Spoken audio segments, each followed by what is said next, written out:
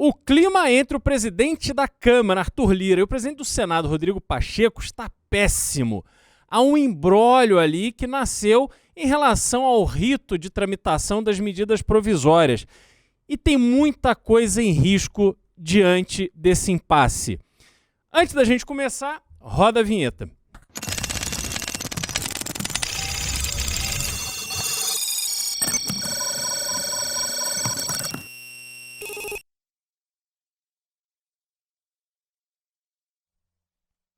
Pessoal, me siga nas redes sociais, Cristiano Beraldo BR, no YouTube, no Instagram, só no Twitter que é CR Beraldo. Me siga para você ter acesso a um conteúdo que eu venho produzindo de altíssima qualidade. Eu tenho certeza que você não vai se arrepender. Então vamos lá, o Brasil atravessa muitos problemas hoje, muitas crises, mas existe uma no mundo político que pode ter um efeito explosivo para o governo Lula. E ela nasce do rito que precisa ser estabelecido para a tramitação das medidas provisórias. O que é a medida provisória? É um instrumento que o presidente da República tem para enviar ao Congresso propostas de lei que passam a valer de forma imediata e o Congresso, tanto a Câmara quanto o Senado, passam a ter um prazo para que essa medida provisória seja aprovada ou rejeitada. Durante a pandemia, esse rito ele foi transformado porque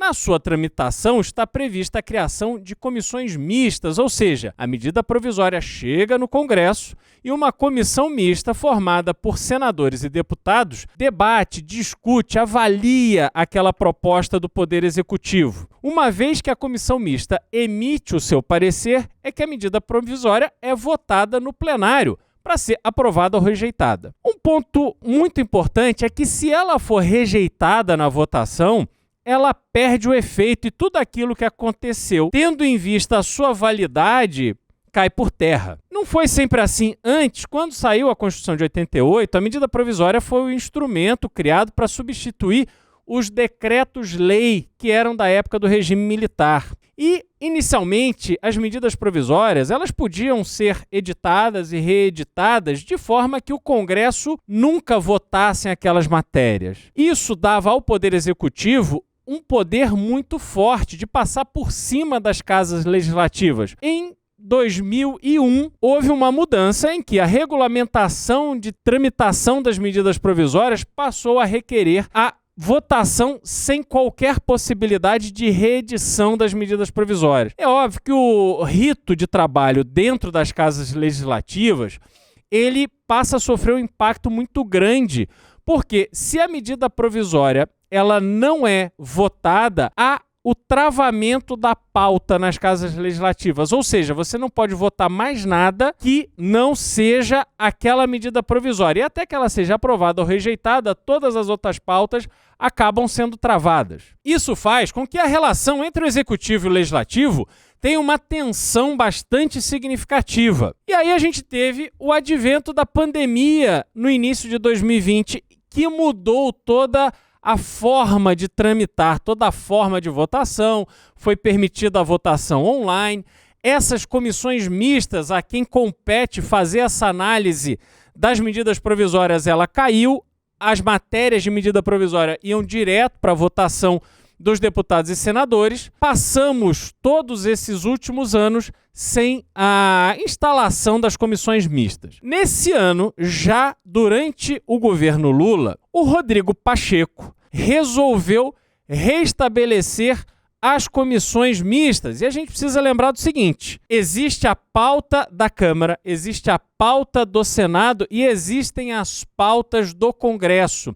O Congresso Nacional se reúne, ou seja, deputados e senadores se reúnem sob a presidência do presidente do Senado, que é o Rodrigo Pacheco, para definir e decidir e votar temas que sejam comuns, conjuntos das duas casas. Por isso é a sessão do Congresso Nacional, por isso ela existe. O Rodrigo Pacheco decidiu obrigar a instalação das comissões mistas, atendendo a um pedido, a uma questão de ordem do senador Renan Calheiros.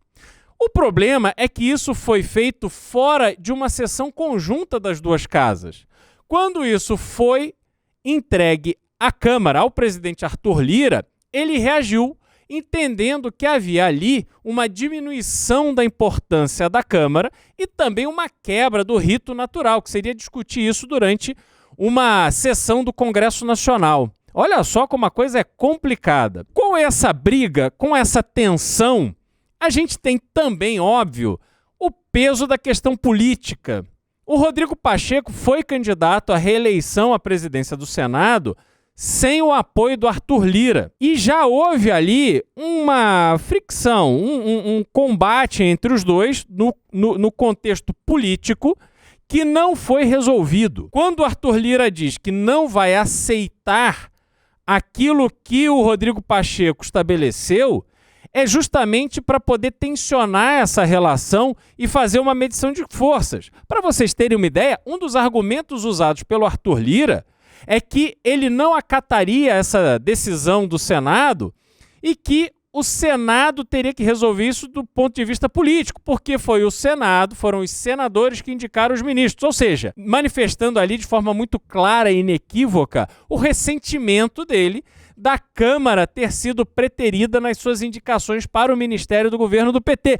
E vejam que é o Arthur Lira, que foi eleito com o apoio do Bolsonaro e que estava junto ali do governo Bolsonaro, mas tão logo se deu o resultado da eleição, ele rapidamente foi tentar ali buscar um espaço junto ao novo governo. Então, meus amigos, a gente vive hoje uma situação onde o legislativo, por causa dessas brigas, por causa dessa tensão e, sobretudo, pela incapacidade do presidente da República, com tudo aquilo que lhe compete, resolver isso de forma política, porque ele é o principal interessado. Para vocês terem uma ideia, caso não haja uma solução para esse problema nos próximos meses, as medidas provisórias editadas pelo presidente Lula vão perder a sua validade. Dentre outras coisas, nós teremos o desaparecimento de alguns ministérios e esses ministros simplesmente perderão o emprego, deixarão de existir. Toda a estrutura governamental, todas as mudanças na estrutura governamental que o Lula implementou em relação ao que existia durante Bolsonaro, desaparecerão. Os funcionários dos ministérios ficarão desempregados, os ministros e todo o seu trabalho será jogado no lixo. Esse é o grande dilema que o ambiente político vive hoje. Vejam que é uma pressão enorme de uma casa legislativa em cima da outra e das duas em cima do governo federal. Mas aí tem um ponto essencial que a gente precisa analisar. Uma pausa no vídeo para falar do Clube MBL. Pois é, o Clube MBL é o grande instrumento que permite que você participe conosco da forma como a gente pensa e raciocina política. Você gosta dos meus vídeos, você gosta das lives do MBL News, você gosta do trabalho do Kim?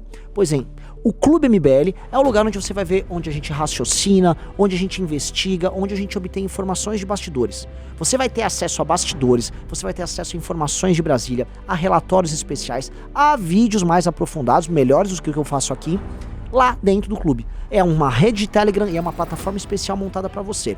Isso aí vai custar apenas R$1 por dia. Eu tô falando sério, R$1 por dia.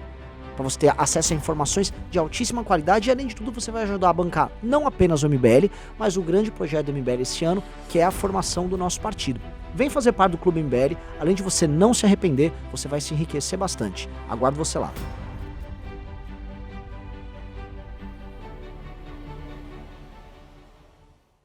Com a questão do orçamento secreto, que foi ampliado nesse governo, ou seja, o Legislativo já garantiu 100 bilhões de reais para serem distribuídos como emenda de relator. A Câmara já tem o seu dinheiro, a Câmara já tem a sua independência. Por que o Arthur Lira daria um passo atrás nesse ambiente de tensão e nessa disputa de poder que existe entre ele, o Senado e o presidente da República? Não vejo razão para isso. A gente terá nessa briga, nesse contexto dessa disputa, uma briga que pode ser devastadora para o Brasil.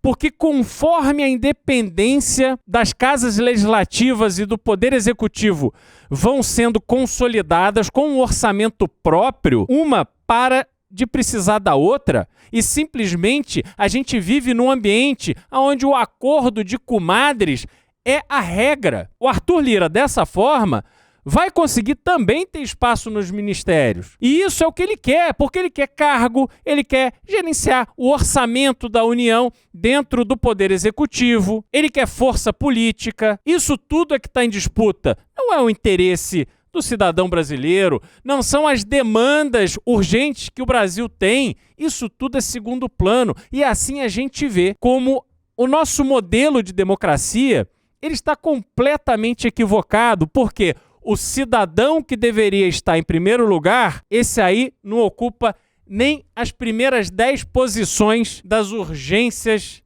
e do foco das pessoas que representam a população brasileira em Brasília. Por isso, meus amigos, a gente não olha para um horizonte positivo para o Brasil. Ao contrário, a gente vê a consolidação de um modelo de governo que simplesmente não entrega soluções. E o que nos resta? Bom, infelizmente a gente volta àquela velha e cansada fórmula. O que nos resta é votar melhor. O que nos resta é cobrar os eleitos. O que nos resta é parar de reclamar somente nas nossas rodas de conversa e passarmos a cobrar efetivamente aquelas pessoas que estão lá para nos representar. A gente começa a ver pessoas como Paulo Coelho desembarcando o governo Lula. E é preciso que mais pessoas façam isso com a nossa pressão para que esse governo seja enxergado por aquilo que ele realmente é e que os representantes da Câmara e do Senado sejam devidamente cobrados, porque não adiantará simplesmente o Kim Kataguiri sozinho fazendo a boa política,